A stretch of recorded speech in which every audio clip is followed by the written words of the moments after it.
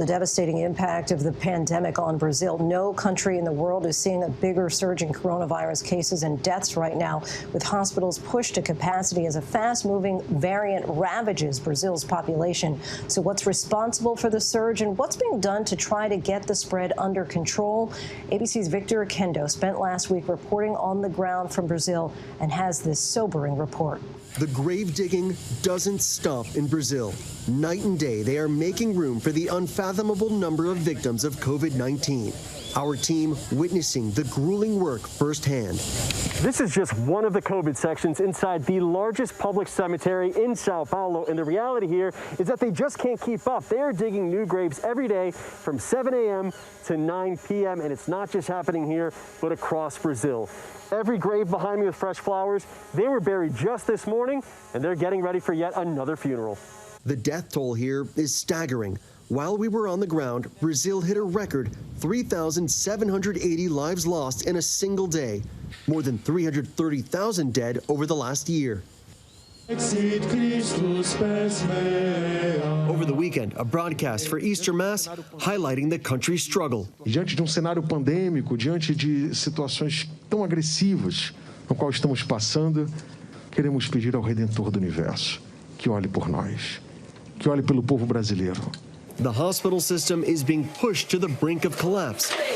Since January, hospitalizations are up 500% nationwide for people between the ages of 30 to 59. With most ICUs near or at capacity, many are left to suffer on waiting lists. We don't have enough space, enough beds, enough oxygen, enough medications for all these people with this variant that is very, very fast in the transmission. That highly contagious P1 variant running rampant, especially among younger people. It's very clear that the transmission is much higher, much higher. The age of the population that our patients that are with the disease, they are younger with a severe disease.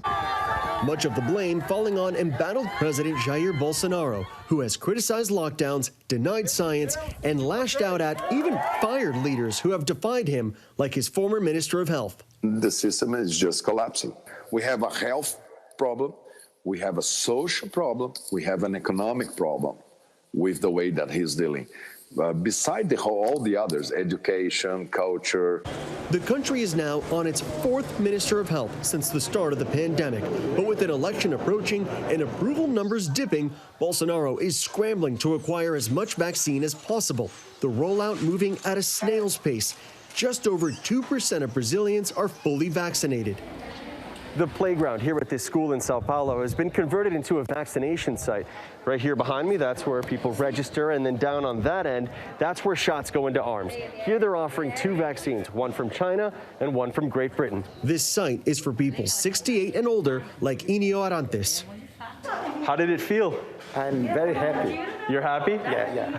But much of the country is falling behind. A lack of supply frustrating officials who say the country is ready to distribute the vaccine. Brazil has a very strong system for delivering the vaccines, one of the best of the world. More than a year into the pandemic, even testing is an issue here. COVID testing isn't free in Brazil, so for the poorest people who live in a favela like this one in very tight quarters, one test can cost about a third of their monthly income.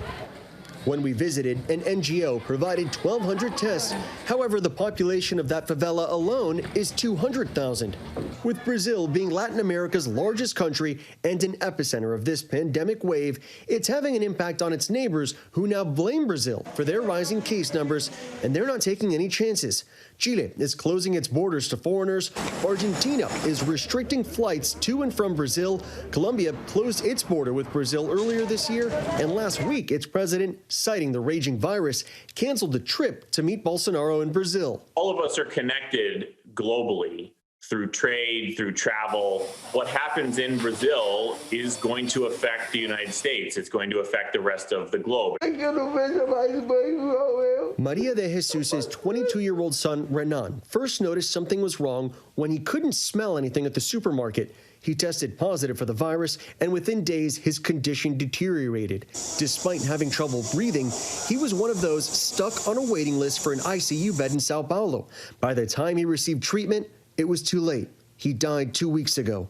Maria says she doesn't want anyone to suffer the way she is now. Tell her I wish I could give her a hug right now. For ABC News, Victor Oquendo, reporting from Brazil. Hi, everyone. George Stephanopoulos here. Thanks for checking out the ABC News YouTube channel. If you'd like to get more videos, show highlights, and watch live event coverage, click on the right over here to subscribe to our channel. And don't forget to download the ABC News app for breaking news alerts. Thanks for watching.